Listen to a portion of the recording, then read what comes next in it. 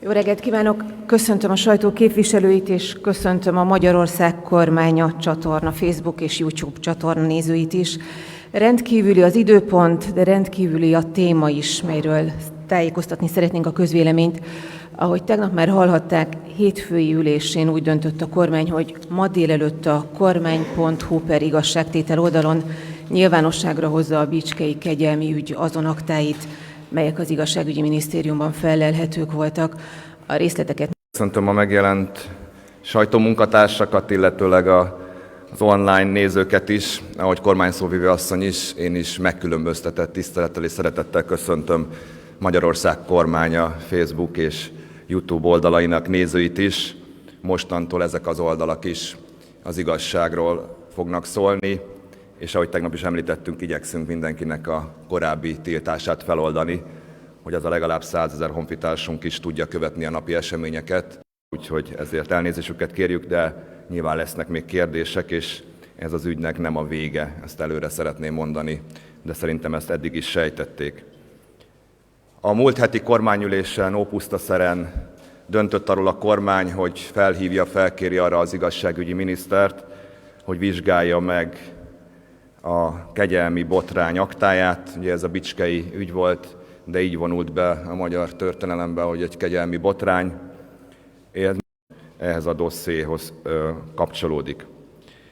Tegnap is említettem, hogy létrehoztunk egy oldalt, a kormány.hu/igazságtétel oldalt, és itt majd menet közben élesedni fog ez az oldal, és ott feltöltöttünk dokumentumokat. Szeretném előre hangsúlyozni, hogy nagyon sok satírozás lesz ezekben a dokumentumokban, ezért elnézést kérek, de a jelenlegi jogszabályok szerint csak így lehet, és így is csak rendben. Ez azért nem kegyelmet, azért tudunk kivételt tenni, és ez az igazságügyi minisztériumnak a szakvéleménye, mert maga az érintett, K. Endre könyvet írt a saját történetéből, és ott beszámolt erről a dologról, tehát tulajdonképpen önmaga oldotta fel a titoktartást. Ez a nyilvánosságra hozatal, ahogy mondtam, kivételes és eseti jellegű, nyilván indokolja a kiemelt közérdek és az érdeklődés. Külön szeretném köszönteni Kaufmann Balást, a 444 újságíróját. Február 2-án írta meg azt a cikket, amely az egész botrányt elindította, az egész ügyet nyilvánosságra hozta, és innen is szeretném köszönteni, bár szerintem nincs itt a körünkben, Fülöp Botont ügyvéd urat, aki a vidéki prókátor néven vonult be a magyar politika történetbe, hiszen hogyha ő annó nem kéri ki, vagy nem nézi meg a kúriai határozatokról készült összefoglalót, akkor valószínűleg nem kerül szintén nyilvánosságra ez az ügy. Egyébként ez fontos részlet itt az elején, hogy minden azért történt, ahogy történt, mert az urak, az előző, a bukott kormány tagjai, és persze beleértve a köztársasági elnököt, a volt köztársasági elnököt úgy gondolhatták, hogy ez a kegyelem soha nem fog nyilvánosságra kerülni, a részletei pedig bizonyosan nem. Az, hogy ez mégis így lett, az a véletlenek összjátékának és a már említett két úrnak is. Hogy mégsem így lett, az említett két úrnak és a véletlenek összjátékának köszönhető.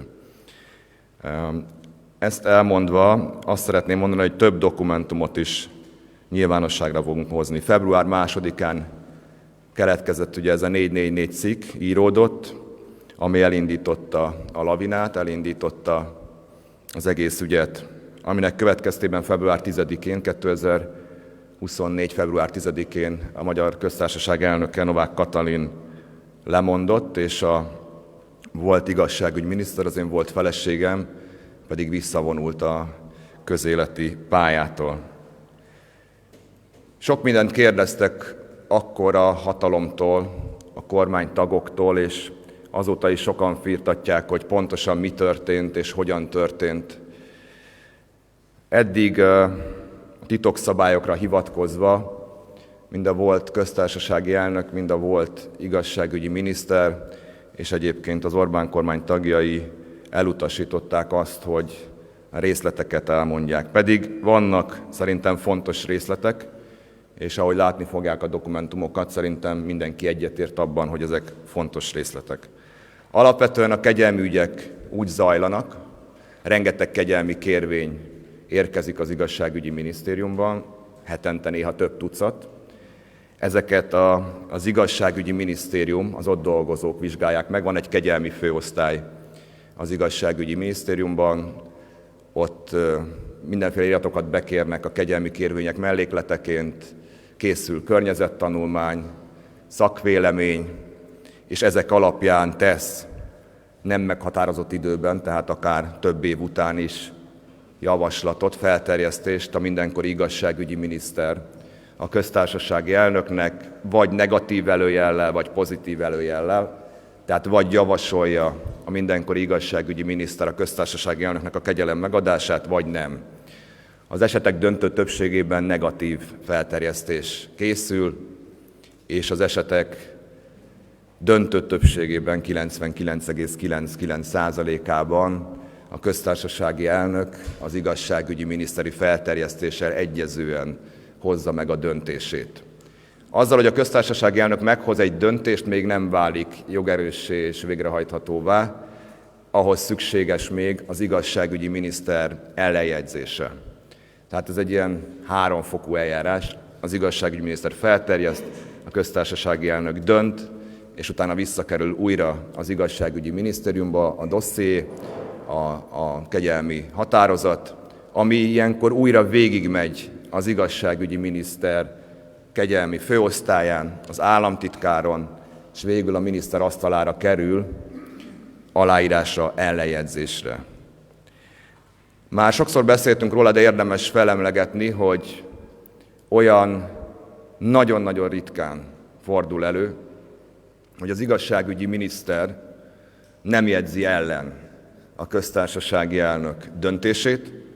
Utoljára talán 1998-ban történt egy ilyen eset, az egy emlékezetes eset volt, az úgynevezett Agrobank ügy, ahol Kunos Péter bankvezér ügyében Göncz Árpád kegyelmet adott, de azt Dávid Iboly akkori igazságügyi miniszter nem jegyezte ellen, és azt is elmondta az akkori igazságügyi miniszter, hogy egyeztetett ebben az ügyben Orbán Viktor akkori miniszterelnökkel, a fiatalok kedvéért 98-ban is Orbán Viktornak hívták a miniszterelnököt. Ez egy fontos részlet, hiszen a miniszteri ellenjegyzés az tulajdonképpen egy politikai felelősségvállalás a köztársasági elnöktől. Ezzel az aktussal a mindenkori kormány átvállalja a politikai felelősséget. Mi történt ebben az ügyben? Szeretném kérni a kollégákat, hogy az első iratot vetítsük ki.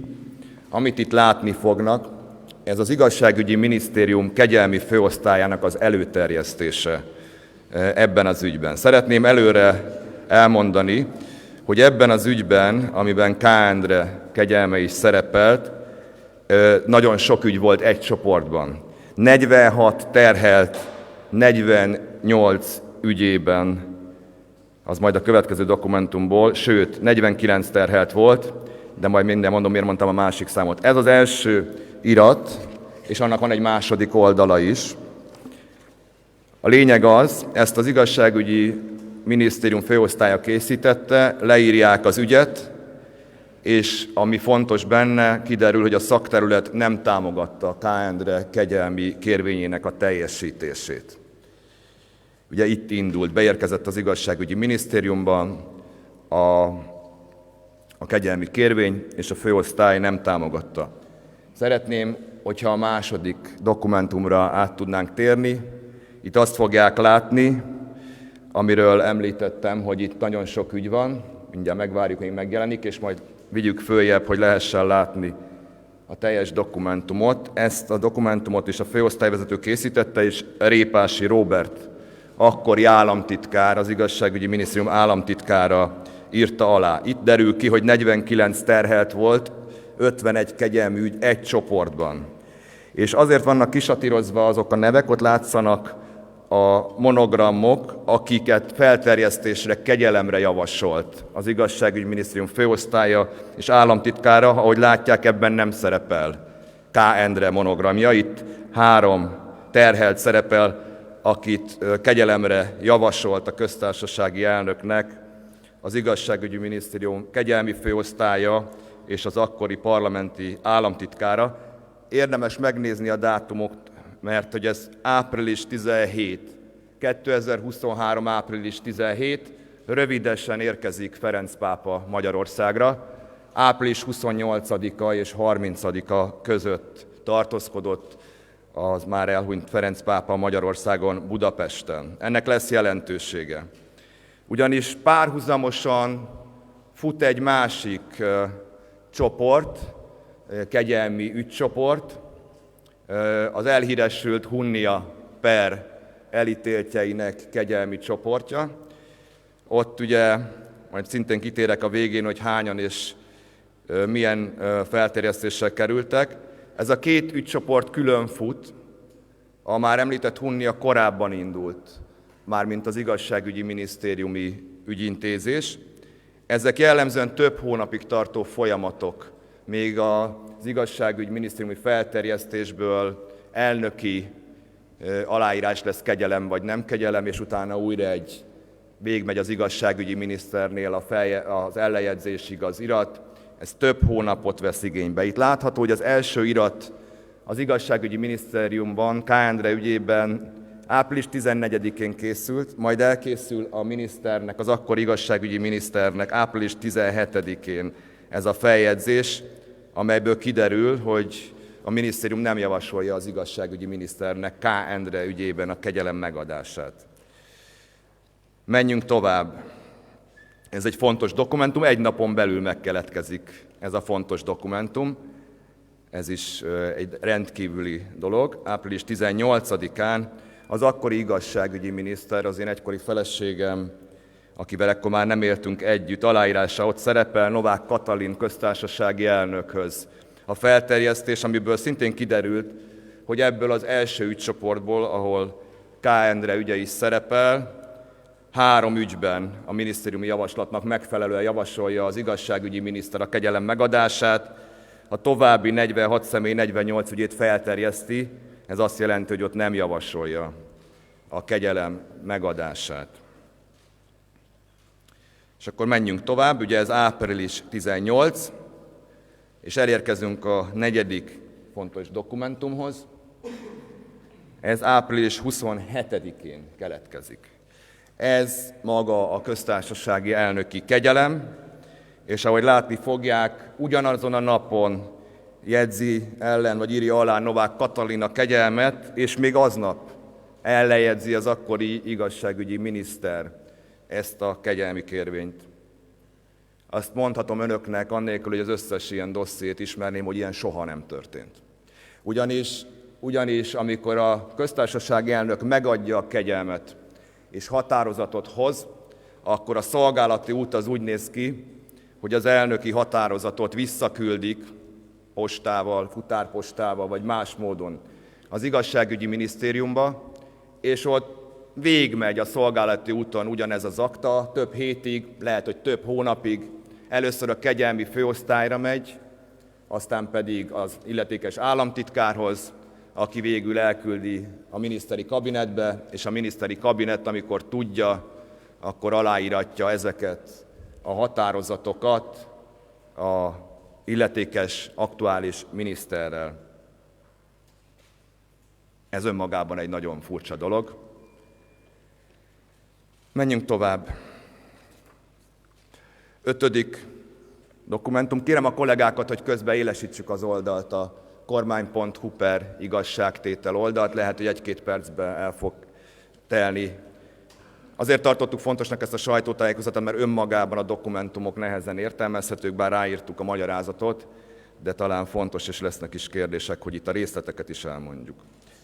Ez az 5. dokumentum, ez azért érdekes, én magam is sokáig gondolkodtam, mire rájöttem, hogy mi történt.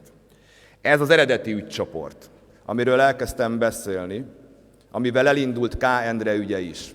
Ugye itt látszik, hogy ugyanaz a 3 monogram szerepel, sőt, itt 5 monogram szerepel. Ez azt jelenti, hogy az igazságügyi minisztérium 3 esetben javasolta a kegyelem megadását, amiben nem volt K. Endre benne, itt pedig azt látják, hogy már 5 monogram van. Tehát 2 esetben megváltoztatta a köztársasági elnök az igazságügyi miniszter felterjesztését, ott van K.E. monogram is, és utána mutatja, hogy a további 44 terhelt 46 ügyében nem adott kegyelmet a köztársasági elnök. Ez a dokumentum június 7-én született. Ugye emlékezhetnek, hogy a kegyelem K. Endre ügyében pedig április 27-én, egy nappal Ferenc pápa budapesti látogatása előtt keletkezett. Mi történt? Az történt, hogy 2 ügyet, köztük K. Endre ügyét valamilyen oknál fogva kiemeltek az eredeti normál ügymenetből, ügycsoportból, és abban egészen furcsa módon a köztársasági elnök megváltoztatta az igazságügyi minisztérium, az igazságügyi miniszter felterjesztését, és még furcsább módon még aznap, amikor a köztársasági elnök meghozta a határozatát, még gyorsan alá is iratta valaki valahol az akkori igazságügyi miniszterrel ezt a határozatot, kikerülve a szokásos, szabályos szolgálati utat. És akkor menjünk az utolsó feljegyzésre. Ez kérem szépen Tuzson Bence igazságügyi miniszter részére készült. A kegyelmi botrány, a Kaufmann-féle 444 cikk megjelenés után 3 nappal ezt Répási Róbert, akkori államtitkár készítette Tuzson Bence miniszter részére, és ennek igazából a második oldala az érdekes. Ott is 2 bekezdés. Mondom is, hogy melyik, fölülről 1, 2, 3, 4, 5, a 6. bekezdés. Fel is olvasom. Az ellenjegyzés gyakorlására, a kegyelmi döntések meghozásának körülményeire, az idő szűkösségére, a pápalátogatás időpontjára figyelemmel nem a megszokott módon, idézőjel vagy kötőjel a szolgálati út betartásával került sor, tehát annélkül. A legfelső bekezdés is ott van, az is érdekes, a köztársasági elnöki hivatal a terhelt ügyében kérte, hogy a kegyelmi kérelem mindenképp kerüljön felterjesztése olyan időben, hogy őszentsége Ferenc pápa látogatásáig a köztársasági elnök döntést tudjon hozni. De arról nem volt tudomásunk, hogy pozitív döntés születik, figyelemmel arra is, hogy bizonyos ügyek vonatkozásában kérik a mielőbbi felterjesztést, de ezzel együtt nem került sor a kegyelem gyakorlására. Itt van még egy bekezdés, az előbb említett, talán 6. után, a következő, ez nagyon fontos. A pápa látogatás alkalmával 6 miniszteri felterjesztésben szereplő kegyelmi kérvénnyel kapcsolatban került sor döntéshozatalra. A terhelte, tehát itt K. Endréről beszélünk, a bicskei otthon pedofil igazgatójának bűnsegédjéről, akit elítélt jogerősen a Magyar Bíróság, tehát a terheltel együtt összesen 22 személy ügyében született pozitív döntés, tehát elnöki kegyelem, amiből egy bizonyos ügycsoport 6 terheltjén kívül, elárulom önöknek, ez a Hunnia ügy. A Hunnia ügy 6 terheltjén kívül 4, azaz összesen 10 esetben született az igazságügyi miniszteri felterjesztéssel ellentétes döntés. Ebből kiderül, Répási Róbert elárulja nekünk akaratán kívül, hiszen ez nem egy titkosított irat, ez egy sima igazságügyi minisztériumi irat, iktatva, hogy a Hunnia ügyben az a 6 terhelt, elítélt, aki végül kegyelmet kapott, köztük a terrorizmus vágya miatt elítélt Budaházy György, az úgy kapott a pápa látogatásra időzítve kegyelmet, hogy az akkori igazságügyi miniszter Varga Judit nem javasolta a kegyelem megadását, és valamilyen furcsa oknál fogva a köztársasági elnök, aki másnap részt vett a pápai szentmisén, úgy gondolta, hogy ebben a 6 ügyben is, ennél a 6 terheltnél is kegyelmet ad. Itt utána van még egy bekezdés, megjegyzendő, hogy az évtizedes gyakorlat szerint az igazságügyi miniszter a köztársasági elnök kegyelmi határozatát mindig ellenjegyezte, az ellenjegyzés megtagadására 2000 óta nem került sor, kijavítanám Répási Róbertet 1998, de lehet, hogy neki van igaza, ezen nem fogunk összeveszni. No, ezeket a dokumentumokat találják meg a kormány.hu/igazságtétel oldalon. Tegnap megtettem, de most is, innen is felszólítom Súlyog Tamás leköszönés előtt álló köztársasági elnököt, hogy ő is tegyen így, és hozza nyilvánosságra nyilván szintén a személyiségi jogok tiszteletben tartása mellett az elnöki hivatalban megtalálható dossziét, ami egy bővebb dosszié. Nincs indokolási kötelezettsége a jogszabályok szerint a köztársasági elnöknek a kegyelem megadása kapcsán, de igenis lehetnek olyan dokumentumok, mint ahogy elkészült ez az igazságügyi minisztériumi feljegyzés is Tuzson Bencének, amely segíthet megérteni, hogy pontosan kinek a javaslatára, kinek a nyomására, kinek az elvárására hozott ellentétes döntést az akkori köztársasági elnök az igazságügyi minisztériumi felterjesztéshez képest. Hadd foglaljam össze a dolgot. Tehát van egy eljárás, egy ügycsoport, teljesen külön fut, átlagos köztörvényes bűncselekmények miatt elítélt emberek kegyelmi kérvényei, köztük K. Endre kegyelmi kérvénye is, amit a szokásos ügymenet szerint intéz az igazságügyi minisztérium, végigmegy az egész minisztériumi struktúrán, főosztályvezető államtitkár majd felkerül aláírásra az igazságügyi miniszternek, aki ebből az ügycsoportból 3 embernek javasol kegyelmet, nincs közötte K. Endre. Fut párhuzamosan egy másik ügycsoport, benne a Hunnia per terheltjeivel, elítéltjeivel, ahol nem tudom, hogy pontosan hány, de ott is a nagy részének nem javasol kegyelmet az igazságügyi miniszter, nem javasol kegyelmet Budaházinak, tudomásom szerint, hogy ebből a miniszteri feljegyzésből ez derül ki, és a másik 5 elítéltnek sem. És ez a 2 ügycsoport K. Endre ügyén keresztül találkozik. Találkozik április 27-én a köztársasági elnöki hivatal külön kérésére felgyorsítva a Sándor-palotában.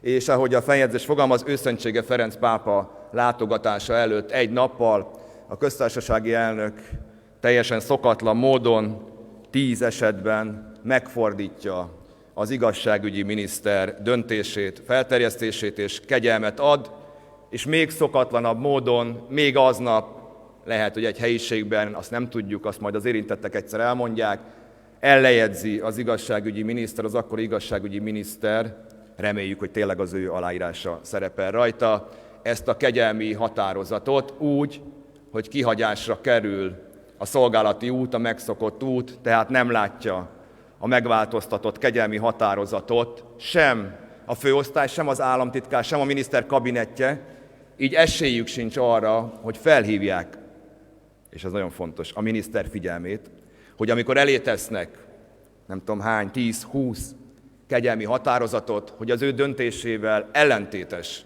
döntést hozott a köztársasági elnök. Eddig a tények.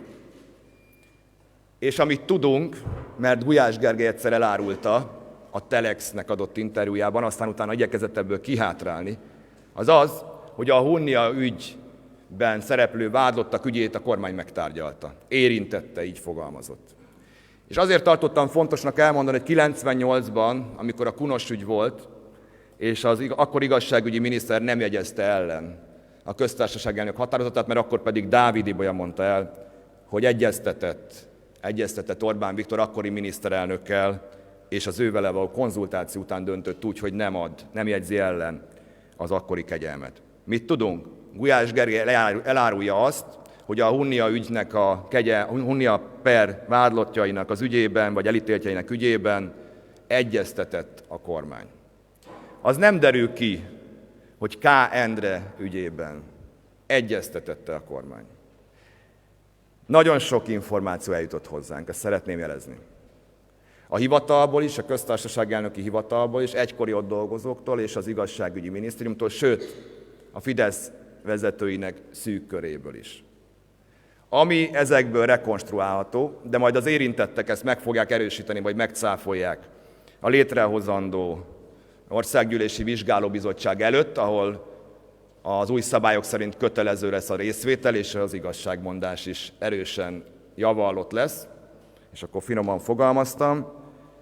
Az történt, hogy egy nagyon erős lobby indult a kormány bizonyos tagjai körében, hogy a budaházi ügyben elítéltek, ugye egyszer már volt egy kegyelem előtte, 23. decemberében, ahol a budaházi ügy több elítéltje kegyelmet kapott, a kisebb súlyú bűncselekményekért elítélt emberek, budaháziék ügyében is legyen kegyelem. Biztos sokakat érdekel, hogy ki volt a védő, ki írt kegyelmi kérvényt, vagy éppen ki írt támogató dokumentumot, mert hogy ilyenek is vannak a dossziéban, köztük több iskola igazgatója támogatja K. Endre kegyelmi kérvényét egészen gyomorforgató mondatokkal. Azokat inkább nem is idézném. Nem tudom a tegnap ígértekkel ellentétben nyilvánosságra hozni ezt az ügyvédet, mert az igazságügyi minisztérium szakvéleménye szerint erre nincsen mód.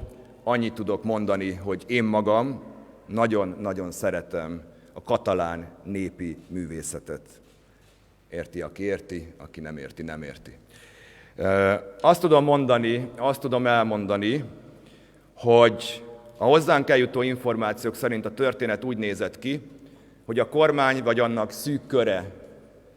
szűk köre megtárgyalta a budaházi ügyben felterjesztett kegyelmeket, és ahogy tudják, az igazságügyi miniszter elsőre nem javasolta ott sem a kegyelem megadását, azt kérte a köztársasági elnöktől, hogy adja meg a kegyelmet.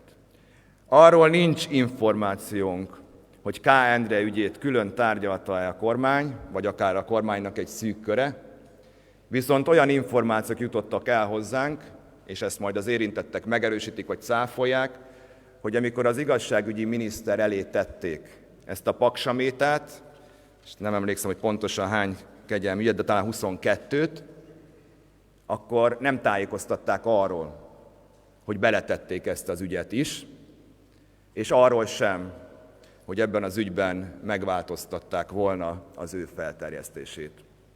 Így már érthetővé válik, hogy miért hagyták ki a szokásos szolgálati utat. Egyébként két lehetőség van, vagy a tudomásunk ellenére megtárgyalta a kormány, vagy annak szűk köre nem csak a Hunnia per ügyeit, hanem K. Endre ügyét is, ami nem lenne meglepő, hiszen, ahogy mondtam, az igazságügyi miniszter ellenjegyzésével a politikai felelősséget vállalja át a mindenkori köztársasági elnöktől a kormány. A másik lehetőség, hogy nem tárgyalták meg, és nem tájékoztatták az igazságügyi minisztert, ki is mondhatjuk, átverték, csőbe húzták. De ezt én nem tudom 100%-osra mondani, de szép lassan összeáll a dominó, a puzzle, és a leköszönés előtt álló köztársasági elnök segíthet esetleg a dominó, vagy a puzzle, inkább a puzzle, a kirakós teljes kirakásában. Mondjuk lehet, hogy az utolsó 10%-ot majd az érintettek tudják hozzátenni, akár egy országgyűlési vizsgálóbizottság előtt, akár előtte megszólalva. Hiszen még egyszer mondom, nem állja meg a helyét az, hogy ne lehetne erről beszélni, nem kell beszélni, de mivel az érintett maga írt egy saját magát mosdató könyvet, ezért innentől a titoktartási szabályok szerintem nem kötik a döntéshozókat sem, és a jövőre nézve azt tudom elmondani, hogy változtatni fogunk a jogszabályokon, és azon ügyekben, ahol pozitív kegyelmi döntés születik, és azt az igazságügyi miniszter ellen is jegyzi, tehát megadottnak számít a kegyelem, ott nyilvánosságra kell hozni a kegyelmi határozatot, a kegyelemben részesült személy nevét, természetesen az indokolást, meg az egész előkészítő iratokat nem, de magát a tényt és a nevet igen. Én azt gondolom, hogy ha valaki a köztársasági elnökhöz, tulajdonképpen a magyar államhoz kegyelemért folyamodik, ilyen vagy olyan okból, akkor az közérdekből elvárható, hogy a magyar emberek pedig értesüljenek arról, hogy egy jogerősen elítélt bűnöző ilyen vagy olyan okból kegyelemben részesül. Egyet még szeretnék elmondani, sokan kérdezik, hogy vajon mi értelme volt ennek a kegyelemnek. Hiszen akkor már K. Endre a reintegrációs őrizetét töltötte, otthon volt. Ugyan a kegyelmi kérvényben olyanok vannak, hogy az idős édesanyja és nem tudom mik miatt kellene kijönnie, de már otthon volt. És ez egy érdekes kérdés. Van, aki azt mondja, hogy azért, hogy kapjon nyugdíjat, hiszen a köztársasági elnöki kegyelemmel mentesül a büntetett előélethez fűződő hátrányok alól, de ami ennél valószínűnek tűnik az iratok alapján és a kegyelmi kérvényt megtámogató oktatási intézmények vezetői által írtak miatt, az az, hogy ő szeretett volna tovább dolgozni. Fiatalokkal, gyerekekkel. Ugyanis abban a pillanatban, hogy a köztársasági elnöki kegyelem mentesítette, akkor mentesült a büntetett előélethez és a hátrányoktól és az eltiltásoktól is, hiszen a jogerős bírósági ítélet eltiltotta örök időkre kiskorúakkal való tevékenységtől. Biztos sok mindent kihagytam, de hogy legyen idő kérdésekre, szerintem adjuk át a lehetőséget. Ha kérhetem, akkor, de szerintem kérnem sem kell. Parancsolj. Valóban nem egészen fél óránk maradt, és ezt az időkorlátot most nagyon szigorúan be kell, hogy tartsuk. Elsőként a 444.hu-nak szeretném megadni a szót. Köszönöm szépen. Azt mondta a miniszterelnök, hogy 10 esetben volt ellentétes döntés az igazságügyminiszter felterjesztéséhez képest. Van-e olyan körülmény K. Endre esetében, ami megkülönbözteti ettől a másik 9 esettől? Visszakérdezek, milyen körülmény lehetséges? Mire Tehát, gondol? hogy például ugye K. Endrének ugyanaznap jegyezte ellen Varga Judit a köztársasági kegyelmi döntését, a többinél is ugyanezt történt, vagy erről tud-e beszélni? Hát ahogy próbáltam elmagyarázni, van egy másik ügycsoport, a Hunnia ügycsoport, ami teljesen külön szálon futott, korábban indult, tudomásom szerint, és ott találkoztak még egy esetben, ami a K. Endre ügycsoportban van, még egy illető, akinek a monogramját sem nagyon akarom mondani, mert nem tartozik ide, az ő esetében került még sor kiemelésre és aláírásra. Hogyha a véleményemet kérdezi, de ez csak egy szubjektív magánvéleménye, 22 esetben adott kegyelmet a köztársaság elnök a pápa látogatás megelőző napon, abból 6 politikailag rendkívül érzékeny ügyben, ugye terrorizmus volt a vád abban az ügyben, plusz K. Endre ügyében, és még hozzácsaptak jó párat. Akkor voltak hírek is, hogy ez egy rekordszámú kegyelem volt egyszerre, ez a talán 22, ez még Novák Katalin idejében is rekordnak számított. Hozzácsaptak egy adagot, hogy ne tűnjön úgy, hogy csak a politikailag érzékeny ügyekben adnak kegyelmet. Ennyi kötötte össze őket. A többi ügy, mondom, azok ilyen átlagos köztörvényes ügyek. Ugye az is ha jól értettem a kérdést. Igen. Az is összekötheti őket, ön említette ezt a katalán megjegyzést. Igen. És ugyanarról az ügyvéd kapcsán vannak az ön által említett katalán megjegyzés. Én nem tudom, hogy mire gondol, én csak annyit mondtam, hogy szeretem a katalán népi művészetet, én nem tudom azt önnek sem megerősíteni, se cáfolni, hogy ki volt az ügyvéd, bár nem is mondta ki. Én nem ismerem az ügynek az ügyvédet. Nyilván az azért nagyjából tudható, és egyébként szeretném azt mondani, hogy mélységesen nem értek egyet ezzel a szabályozással. Ugyanis, ha egy ügyvéd bent van egy tárgyaláson és képvisel valakit, mindenki tudja, hogy az nem az ügyvédet minősíti, hiszen a gyilkosoknak is jár védelem, a súlyos bűncselekményt elkövetőknek is jár védelem, de mivel a tárgyalások alapesetben nyilvánosak, még akár a sajtó is bemehet, és ott mindenki láthatja az ügyvédeket, én egyáltalán nem értem ezt a szabályozást, hogy miért kellene egyébként azt eltagadni, vagy visszatartani ezt az információt, de a jelenlegi adatvédelmi szabályok és egyéb szabályok miatt én most nem nevezhetem meg, de nyilván önök megkérdezhetik az összes olyan ügyvédet, akinek közel van Magyarországon a katalán népi művészethez. Erről még csak annyit, hogy azt meg tudja erősíteni, hogy ugyanarról az ügyvédről van szó, aki Budaháziék ügyében is lobbizott, illetve ha igen, vagy inkább úgy teszem fel a kérdést, hogy az ügyvédnek van-e jelentősége abban, hogy ezek az ügyek összelettek kötve? Hogy szokták mondani, én ezt sem megerősíteni, sem cáfolni nem tudom. Azt is láttuk ebből a dokumentumból, hogy április 14-én keletkezik az első irat. Én nem tudom, hogy szoktak menni ezek a kegyelmi döntések, tehát hogy mennyivel előbb szoktak beérkezni, és mekkora az átfutás, de például az jut eszembe, hogy van-e bizonyíték arra, hogy mondjuk a kegyelem felterjesztőre számíthatott-e arra, hogy a pápa látogatás kapcsán nagy számú kegyelmi döntés fog megszületni? A kegyelem felterjesztő, most kitért a kegyelem felterjesztőjén? Ezt ugye nem tudjuk pontosan, hogy ki volt. A kérvényezőjén? A kérvényezője, igen. Ja, bocsánat, igen. Maga a kegyelmi kérvény az jóval korábban keletkezett. Most nincs itt nálam a kegyelmi kérvény, a kollégákat megkérem, ha bele tudnak esetleg nézni, hogy mikor érkezett, de jóval, hónapokkal korábban beérkezett, és egyszer csak hirtelen előkapták az igazságügyi minisztériumból. Április 14-én készül el, amit mutattam, az első dokumentum. április 17-én már elkészül a következő, és 18-án már 4 nap múlva el is készül a miniszteri felterjesztés, negatív felterjesztés, és ahogy mondtam, 27-én aláírják. Hát ha minden ilyen gyorsan és flottul menne a magyar államigazgatásban, akkor szerintem egy másik országban élnénk. A többi ügyben ez nem így történik. És még egyszer mondom, ez az ügy már hónapok óta ott hevert az asztalon, mint ahogy a Hunnia pernek az ügye is már régebben ott van. Nyilván itt volt egy politikai szándék, hogy a pápa látogatás mentén, örvén egyrészt a figyelem is másra irányult. Emlékezhetünk, ekkor mentik föl Ruszin Szendi Romuluszt is a Honvéd vezérkari vezetői pozíciójából, akkor sok mindent így el lehetett intézni, hiszen a figyelem az másra irányult. Még 2 kérdésem lenne, hogy van-e, ugye azt mondta, hogy átverték az igazságügyminisztert. Én azt mondom, hogy 2 lehetőség van. Az egyik az, hogy megtárgyalta a kormány és tudott róla, de akkor nem logikus, hogy negatívan terjesztette föl.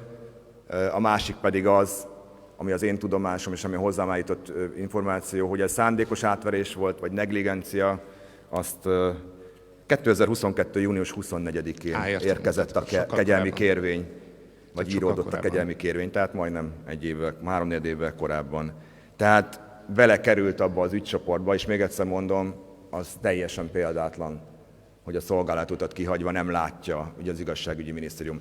Hiszen, most ezt képzeljük el, nem akarom önöket untatni a miniszterek nehéz életével, de azért naponta rengeteg aktát, iratot, hivatalos, fontos és kevésbé fontos dokumentumot kell aláírniuk. Ez csak úgy lehetséges, mivel ezért vállalniuk kell a politikai felelősséget, hogyha ezek az akták, ezek az iratok elő vannak készítve, végigmegy a szokásos ügymeneten, ez igaz a miniszterelnökre hatványozottan, de a miniszterekre is, látja az illetékes főosztály, a helyettes államtitkár, az államtitkár, akár van rajta jogi, gazdasági ellejegyzés is, attól függően, hogy milyen döntésekről beszélünk, és végül bekerül egy miniszteri kabinetben, ahol a kabinetfőnök vagy annak a helyettesének a feladata, hogy úgy adja elő, úgy vigye oda a miniszternek aláírása a dokumentumokat, hogy 3 sorba, 3 mondatban, vagy akár egy szóban összefoglalja a lényeget, hiszen arra nincs ideje egy miniszternek. Még ebben az esetben sem, itt 22 kegyelmi ügyről beszélünk, mindegyik ilyen akta, hogy azokat végigolvasgassa újra, vagy emlékezzen arra, hogy 2 hete, vagy egy normál ügymenetben fél éve milyen előjellel terjesztett föl valamit. Ez itt kihagyásra került. És élek a gyanúperrel, hogy nem véletlenül került kihagyással, hanem azt mondhatták, hogy nézd, itt van, amit aláírtál, gyorsan, mert holnap már a repülőn ül Ferenc pápa, mindjárt itt van, gyorsan írd alá, nincs benne semmi. Én ezt tudom elképzelni, de majd nyilván az érintettek ezt megerősítik, vagy cáfolják. De ha utóbbi verzió van, akkor hol nem voltak szándékosan transzparensek a köztársasági elnöki hivatalban, a kegyelmi főosztályon, vagy esetleg a miniszter kabinetjében, illetve eznek kapcsán még azt is meg kell kérdeznem, hogy úgy fogalmazott, hogy az önhöz eljutott információk, ezek között van-e a volt feleségétől származó információ? Nincsen, de egy volt miniszter családjától viszont van. És azt tudom mondani, hogy lehet is a kérdésére válaszul, hogy kik jártak el szándékosan, vagy félszándékosan, így, ahogy eljártak, de az is lehet, hogy vagy. Ezt nem tudjuk. Nyilván valakik ezeket a kegyelmeket kilobbizták. Nem akarom előhozni a katalán népi művészetet, mert nem biztos, hogy erről van szó.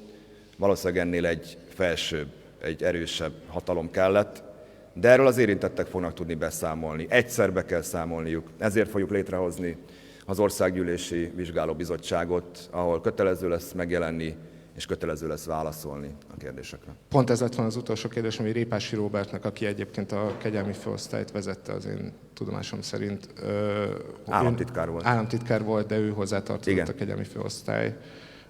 Meg kell jelenni ezen a vizsgálaton?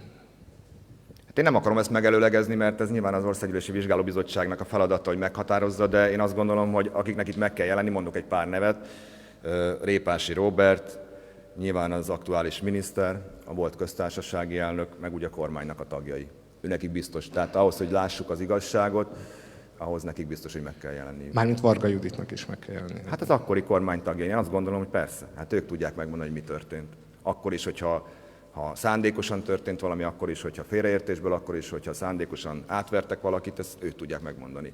Eddig azt láttuk, ez volt a gyakorlat Orbán Viktornál, a Bátor utcai harcosnál, hogy bebújik nők szoknyája mögé.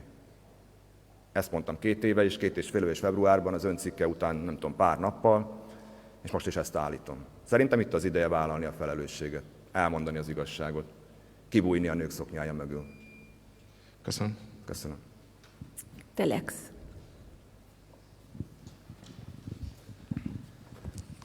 Én azt szeretném kérdezni miniszterelnök úrtól, hogy esetleg Orbán Viktor feleségét behívják-e, ha lesz egy ilyen vizsgálóbizottság, és kiket fognak, tehát hogy milyen... Ugyanazt tudom válaszolni, hogy ez nem az én feladatom, tehát persze én is országgyűlési képviselő vagyok, de egyben miniszterelnök is, tehát én valószínűleg nem leszek tagja ennek az országgyűlési vizsgálóbizottságnak.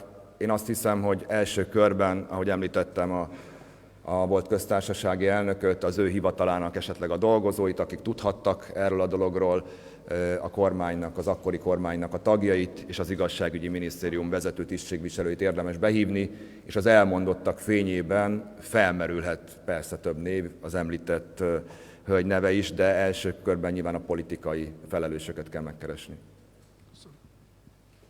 RTL. Balázs Barnabás, RTL. Van-e arra vonatkozóan sejtése, tudása, hogy K. Endrének mennyire lehettek magasan a politikában támogatói? Volt-e esetleg konkrétan olyan kormánytag, amelyik lobbizott a kegyelmi kérvény elfogadása érdekében? Nincs erről konkrét tudomásom. Ugye elhangzottak találgatások, de ezeket én nem ismerem és nem tudom megerősíteni. Ha az államfő nem hozza nyilvánosságra a kegyelmi dosszié nála lévő részét, akkor mihez fognak kezdeni? Én nem javaslom Súlyog Tamásnak, hogy ellenálljon és hogy ne hozza nyilvánosságra. Ez egy teljesen érthető és alapvető elvárása a magyar embereknek, köztük az egykori áldozatoknak is, hogy ebben az ügyben végre, ugyan késve, de tiszta vizet öntsünk a pohárba. Ha a köztársasági elnök megtagadja ezt, akkor övé a politikai, az emberi és a morális felelősség, lelke rajta. Beszélte valaha Varga Judit önnek arról, hogy milyen körülmények között zajlott az ellenjegyzés? Nem. Köszönöm. ATV. Varga Krisztián, a TV híradó. Nekem egy kérdésem lenne, többször beszéltünk ugye a vizsgálóbizottságról, hogy mikor kezdheti meg a munkáját, vagy mit lehet erről pontosan tudni? Hát nagyon régen nem volt ilyen vizsgálóbizottság a magyar parlamentben, olyan meg szerintem soha, amelynek tényleges értelme vagy hatásköre lett volna. Ugye sokszor eljátszották, hogy nem is jelentek meg, úgy tettek, mintha nem lenne. Ehhez először meg kell alkotnunk az új jogszabályokat, amelyek garantálják, hogy tényleg megjelenjenek a beidézettek, garantálják az igazándási kötelezettséget is.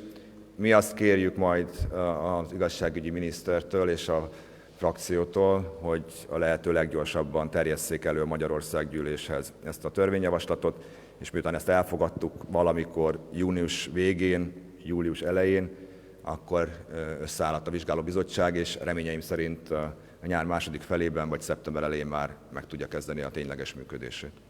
Köszönöm. Klubrádió. János, Klubrádió, köszönöm szépen. A kolléga kérdésére kicsit visszatérve, hogyha Súlyog Tamás nem hozza nyilvánosságra az ottani iratokat, ezekről egyrészt biztosan tudják-e, hogy léteznek. A mostani jogszabályok szerint semmilyen lehetőség, más lehetőség nincsen arra, hogy ezekhez hozzájussunk. Ha nincs, akkor ezeken a jogszabályokon módosítanának-e, illetve ha ez sem működik, akkor hogyha lesz egy másik köztársasági elnök, akkor neki joga lesz ezt nyilvánosságra hozni, és gondolom akkor majd tőle is kérni fogják. Köszönöm a kérdést. Hát más mód nagyon nincs. Én jártam a Sándor palotába kétszer fél órát, de nem tudtam, hogy hol van az akta, úgyhogy nem tudtam kihozni, meg nem is lenne ez a jó útja szerintem az intézésnek. A köztársasági elnöki a politikai felelősség. Tegnap beszéltem itt hosszan arról, hogy szerintem rendkívül téves Súlyog Tamás szerepfelfogása. Ő nagyon szűken értelmezi, ilyen technokrata, ilyen aktatologatónak tartja saját magát, meg a magyar köztársaság elnököt, ennél jóval nagyobb a felelőssége, erkölcsi, politikai, jogi, mindenféle felelőssége. Én remélem, hogy most így a hivatalának elhagyása előtt pár nappal átérzi ezt a felelősséget, és nem a dicstelen múltjával, vagy ezzel a 2 évvel akar bevonulni a magyar politika történetbe, hanem legalább az utolsó lépései egyiként egy ilyen egyébként támogatandó lépéssel, hogy oda teszi a puzzle második felét, és nyilvánosságra hozza az aktát. Kell legyen ilyen akta, tehát a kérdésére válaszul, természetesen ugyanez az akta bővítve a köztársasági elnöknél is megvan.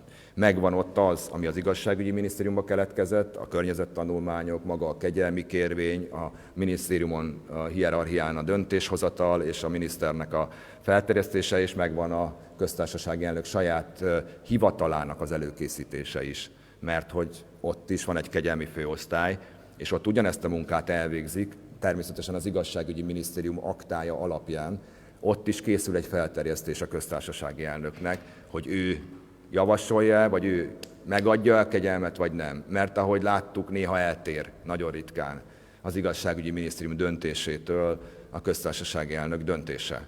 Tehát ott egy bővebb aktának kell lenni. Az, hogy pontosan mi van benne, és hogy az adott főosztályvezető, az adott igazgató a Sándor palotában leírta azt, vagy engedték-e neki, hogy leírja azt, hogy pontosan kinek a nyomására, kinek az utasítására, vagy a kormány döntése alapján került sor a kegyelem megadására, ezt nem tudom. Ezt majd, ha nincs benne, akkor elmondják a vizsgálóbizottság előtt, de biztos, hogy bővebb az az akta, tehát joggal várják el a magyar emberek, innen is üzenem a köztársasági elnök úrnak, hogy még ma nyilvánosságra hozzák, természetesen ugyanígy kisatírozva a személyiségok tiszteletben tartása mellett. Novák Katalinnal a megválasztásuk óta akár ön, akár a kormány más tagja próbálta el felvenni a kapcsolatot valamilyen módon, hogy esetleg hát nem mondaná el, hogy miért? Nem próbáltuk meg, eznek nem az a módja, hogy becsöngetünk Novák Katalinhoz. Ennek van egy hivatalos módja, az az Országgyűlési Vizsgálóbizottság lesz. Egyetlen másik témában még megenged egy kérdést? Szerintem most inkább adjuk a kollégáknak a lehetőséget, mert 10 perc múlva mennem kell. Bocsánat. 10 perc van még. Inforádió. Köszönöm szépen, jó napot kívánok, Herceg Zsolt vagyok az Inforádióból. A Súlyog Tamás köztársasági elnöktől remélt iratoktól milyen plusz információt várnak, tehát milyen konkrétumokat tudhatunk meg esetleg ahhoz képest, mint amit most ismertetett, és akkor hozzácsapom a másikat is, mert nem venném a lelkemre, hogy lekésse miattam a repülőt, hogy arról van-e tudomásuk, vagy lesz-e tudomásuk, hogy az ön által említett iskolaigazgatók mégis mire hivatkoztak, amikor mellé álltak ennek a kegyelmi kérvénynek? Az elsőre azt tudom mondani, hogy például olyan plusz információ kiderülhet a Sándor palota dokumentumából, ha több nem is, hogy az ottani főosztályvezető, az ottani hivatalnokok mit javasoltak a köztársasági elnöknek.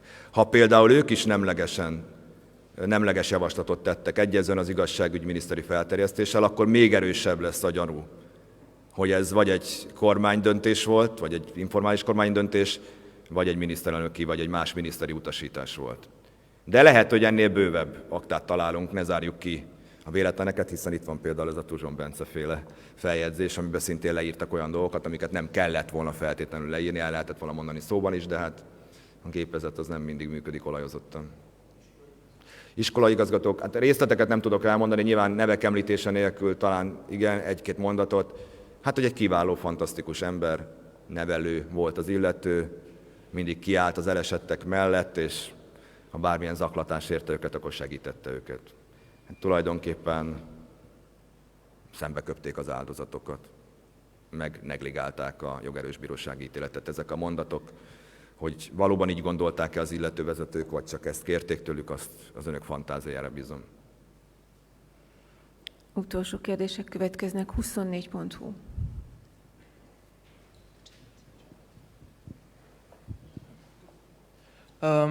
Az én kérdésem az lenne, hogy ugye a társadalomban a Budaházi György-féle Hunnia ügy is nagy, nem tudom, felháborodást okozott bizonyos részeiben mindenképp, amikor a pápa látogatásra hivatkozó szintén kegyelmi döntés született az ő ügyökben, miközben terrorizmusért ítélték el ezeket az illetőket. Ezzel kapcsolatban van a Tiszában politikai szándék, hogy vizsgálat alá vegyék az ügyet, vagy akármilyen szinten kivizsgálják, vagy foglalkozzanak az ügyen? Én azt tudom önnek mondani, hogy az igazságszolgáltatás és a végrehajtóhatalom az két külön hatalmi ág, és én soha nem fogok arra vetemedni, vagy hogy szokták ezt mondani, hogy bármilyen módon kritizáljam, vagy minősítsem jogerős bírói ítéletek ügyét. Egyébként pedig a köztársasági elnöknek, ahogy szoktuk csúnyán mondani, diszkrecionális jogköre, hogy kinek ad kegyelmet, és a jelenlegi szabályok szerint még indokolási kötelezettsége sincs. Tehát én nem látom nagyon értelmét azt az ügyet így külön vizsgálni, vagy kinyitni. ahogy ezt a jogászok mondják, post factum megtörtént. Hogy ezzel valaki egyetért vagy nem ért egyet, valószínűleg ebben megosztott a társadalom. De politikai szemüvegen keresztül vizsgálni egy bírósági ítéletet sem értelme nincsen. Köszönöm szépen. Miniszterelnök úr, egy kérdés még Persze, belefér? utolsó HVG.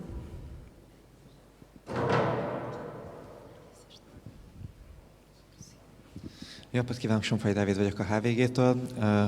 Az lenne a kérdésem, hogy a bizottságnál, hogyha a megjelenést kötelezővé is teszik, akkor az igazmondást például hogy lehet kötelezővé tenni? Itt különösen arra gondolva teszem fel a kérdést, hogy ha csak az érintetteket idézik be, mert arra van alapjuk beidézni őket, a bíróságon sincs ugye önterhelő vallomásra kötelezés, tehát hogyan lehet érdemi válaszokat elvárni majd a bizottságban? Ebben vitatkoznék, mert a tanúk számára igazmondási kötelezettség van a bíróságnál is, és a hamis tanúzás ez egy súlyos bűncselekmény.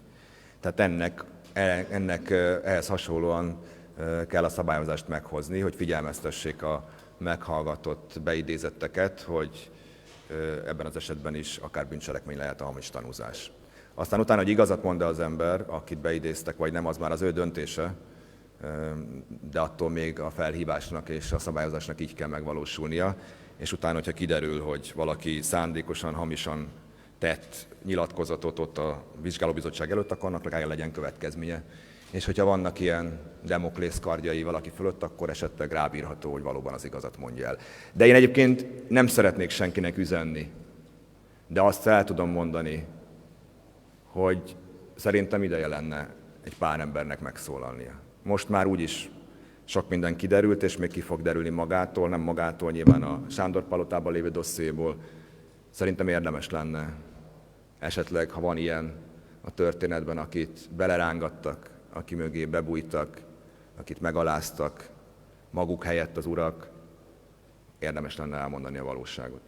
És még egy kérdésem lenne, hogy a hivatali útnak a megkerülésére a minisztériumba, hogy ezt megkerüljék. Erre kinek lehetett lehetőség? A minisztérium egy dolgozójának kellett lépnie, hogy ezt az utat ki lehessen kerülni, vagy a Sándor-palotának egy ember ezt megtehette? A Sándor-palota nem tehette meg. Hát ezt végül is a nap végén a miniszter aláírta. Tehát az, hogy ő tudta-e, hogy kikerülték a szolgálati utat, tudta-e, szóltak-e neki, akár a kabinetfőnöke, vagy aki letette elé ezt a paksamétát, hogy egyébként ez nem járt, és szólt-e neki arról, hogy megváltoztatták az ő döntését, ezt ő tudja elmondani. Köszönjük szépen mindenkinek. Szépen. Most pedig indulunk Lengyelországba, és onnan is jelentkezünk. Jó munkát kívánunk, szép napot, minden jót. És még egyszer a kormány.hu/igazságtétel oldalon tudják olvasni a dokumentumokat, és Vitézi Dávid miniszter úr pedig arra kért, hogy jelezzem így a sajtótájékoztató végén, hogy a szabadkarmelita.hu oldalon ismét megnyíltak a látogatási lehetőségek. Most szombatra nem csak a Karmelita, hanem a volt Rogán minisztérium is látogatható. A pünkösdi hétvége miatt csak szombaton. Köszönöm szépen, szép napot kívánok mindenkinek, minden jót.